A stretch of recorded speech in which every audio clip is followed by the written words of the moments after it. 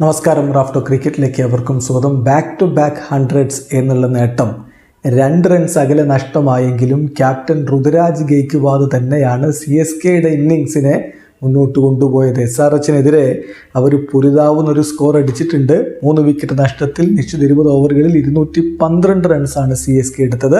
Toss ലഭിച്ച SRH bowl ചെയ്യാൻ വേണ്ടി തീരുമാനിക്കുകയായിരുന്നു. ഡ്യൂ കൂടിയുള്ള ഈ ഒരു സാഹചര്യത്തിൽ നമ്മൾ കണ്ടതാണ് ചെപ്പോക്കിൽ വലിയ സ്കോർ പോലും ഡിഫെൻഡ് ചെയ്യാൻ ബുദ്ധിമുട്ടുന്നത്. കാരണം നല്ല ഡ്യൂ ഉണ്ടാവുമ്പോൾ കാര്യങ്ങൾ ബുദ്ധിമുട്ടും. അത് തന്നെ ഇന്നും സംഭവിക്കുമോ എന്നുള്ളതാണ് ഇനി കണ്ടറിയേണ്ടത്. ഈ സീസണിൽ ഇപ്പം CSKയുടെ ഓപ്പണിങ് ഒരു വലിയ ചോദ്യചിഹ്നമായിട്ട് മാറുകയാണ്. ഓപ്പണിംഗ് കൂട്ടുകെട്ടിൽ നിന്ന് വലിയ സ്കോർ വരുന്നില്ല. അജിങ്ക്യ രഹാനെയാണ് ഇന്ന് ഋതുരാജിനൊപ്പം ഓപ്പൺ ചെയ്തെങ്കിൽ അദ്ദേഹം 12 പന്തിൽ നിന്ന് 9 റൺസ് എടുത്തിട്ടാണ് മടങ്ങിയത്. തുടർന്ന് ഡാരിൽ മിച്ചൽ വന്നു.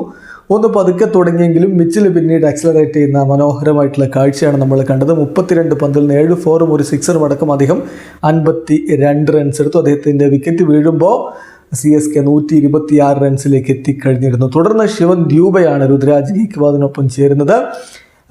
ശിവൻ ദ്യൂബ 20 പന്തിൽ നിന്ന് 1 ഫോറും 4 സിക്സറും അടക്കം 39 റൺസ് അടിച്ചു. അവസാന ഘട്ടത്തിൽ 20ാമത്തെ ഓവറിലാണ് ഋതുരാജ് ഗെയ്ക്വാദ് പുറത്താകുന്നത്. അപ്പോഴേക്കും അദ്ദേഹത്തിൻ്റെ സ്കോർ എന്ന് പറയുന്നത് 54 പന്തിൽ നിന്ന് 98 റൺസായിരുന്നു. 10 ഫോറും 3 സിക്സുമാണ് അദ്ദേഹം നേടിയിരുന്നത്. പക്ഷേ ഋതുരാജിന് ആ ഒരു സെഞ്ചുറിയിലേക്ക് കടക്കാൻ കഴിഞ്ഞില്ല എന്നുള്ള നിരാശ അവിടെ ബാക്കിയുണ്ട്.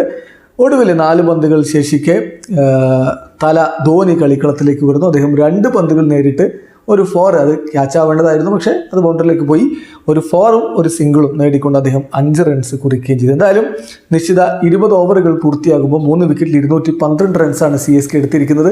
വിജയിക്കുമെന്ന് ഉറപ്പിച്ച് പറയാൻ പറ്റാത്തൊരു ഘട്ടമാണിത്. ഇപ്പോൾ ഇന്ത്യയിൽ എവിടെ കളി നടന്നാലും, അതിപ്പോൾ ചെന്നൈയിലാണെങ്കിലും അഹമ്മദാബാദിലാണെങ്കിലും മുംബൈയിലാണെങ്കിലും ബംഗളൂരുവിലാണെങ്കിലും ഹൈദരാബാദിലാണെങ്കിലും ഒക്കെ സിക്സറുകൾ ഇങ്ങനെ മാലപ്പടക്കം പോലെ പൊട്ടിച്ചിതറുന്ന കാഴ്ചയാണ്. കാരണം അതുകൊണ്ട് ഒരു സ്കോറും ഇപ്പോൾ ഭദ്രമല്ല. ഇവിടെ ഡ്യൂ കൂടി ഉണ്ടാവുമ്പോൾ CSKക്ക് കാര്യങ്ങൾ ഒട്ടും എളുപ്പമല്ല എന്നുള്ളതാണ് യാഥാർത്ഥ്യം. വീഡിയോ അവസാനിക്കുന്നു. ക്രിക്കറ്റ് ലോകത്തെ കൂടുതൽ വിശേഷങ്ങളുമായി റാഫ്റ്റോക്സ് എത്താം.